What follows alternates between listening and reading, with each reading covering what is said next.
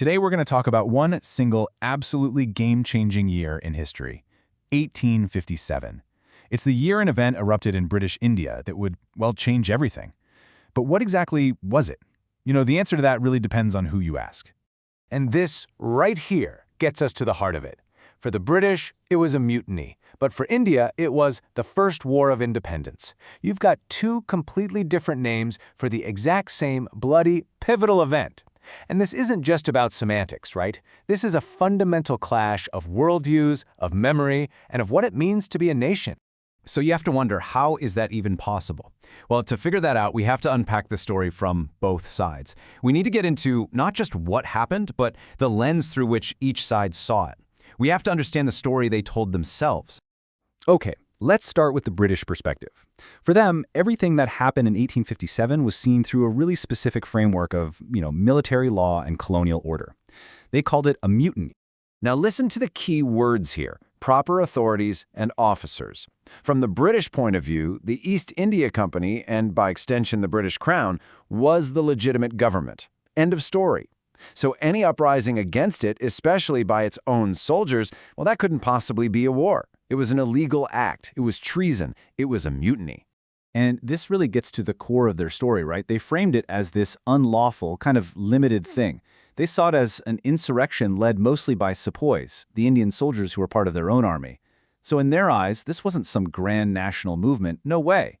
It was a localized military revolt against the one and only legitimate government. And this just sums it up perfectly. Through their lens, this was not a nation fighting for its freedom. It was a group of disloyal soldiers betraying their commanders, betraying their oaths. This view automatically makes the rebellion illegitimate. It paints it as just a breakdown of discipline, not a popular fight for sovereignty. Which, of course, makes you ask the question, is that really the whole story? Because, history is almost never that simple. All right, so now let's flip the coin and look at the Indian perspective. For so many in India, both back then and today, 1857 was never just a mutiny. Oh no, it was something way, way bigger, a conscious fight for liberation. And this definition, well, it completely changes the dynamic, doesn't it? The focus shifts from rebelling against authority to a nation's revolutionary war. This frames the whole thing not as an internal problem, but as an external one. A war between the people of India and a foreign power that was occupying their land. And when you look at it from this viewpoint, the whole event looks entirely different. It wasn't just soldiers. You had civilians from every single walk of life. We're talking peasants, we're talking princes. Everybody was involved. And they didn't see it as some sudden outburst. They saw it as a response to 100 years of grievances, of being ruled by others. And their goal? It was pretty unified. Get this foreign power out of our country. Okay, and this slide just lays it all out, side by side. I mean, just look at the difference. It's stark. Who were the main characters? Just soldiers? Or soldiers and civilians? What was the cause? Some immediate trigger? Or a century's worth of problems? Was it just a localized issue or a widespread uprising? And here's the big one. Who was the legitimate power? Was it the established British authority? Or was it the Indian people fighting for their own freedom? So, we've seen the two stories, but why does this choice of a single word, mutiny or war, why does it still matter so much today? Well, it's all about the power of a narrative. Because here's the thing, the name you choose tells the story you want to tell. It's not a neutral act. Calling it a mutiny tells a story of an illegitimate rebellion, of betrayal. Calling it a war of independence tells a story of heroism, of a fight for national liberation. Each name comes with its own set of heroes, its own villains, and its own moral high ground. And the stakes here, they are enormous.